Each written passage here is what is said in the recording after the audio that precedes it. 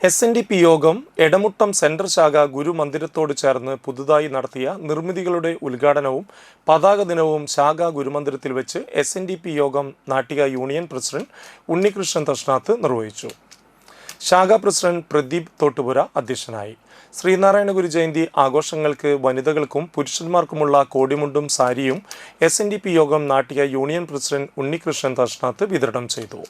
ശാഖാ secretary രഘുലാൽ Vadakkumchery, Mahadevan Panamparambil, Mohandas BR, Devdas ഈരേഴത്ത്, Dharmadevan Panamparambil, Saravanan Vazhappully, Sujinth Pullatt, Dhaneesh Madathiparambil, Jishnu Vazhappully, Girija പ്രജ്ഞൻ, Prasanna, Bindu Shaji, ശാഖ vice president Baburaj Melveettil എന്നിവർ സംസാരിച്ചു. ശാഖയിലൊക്കെ നടക്കുന്ന ചതയ ഘോഷയാത്രയിൽ നമ്മൾ ശ്രദ്ധിച്ചിട്ടുണ്ടോ? എത്ര ചെറുപ്പക്കാരായ ആളുകൾ, ആൺകുട്ടികളായാലും പെൺകുട്ടികളായാലും വരുന്നുണ്ടോ എന്ന് നമ്മൾ ശ്രദ്ധിച്ചു നോക്കണം.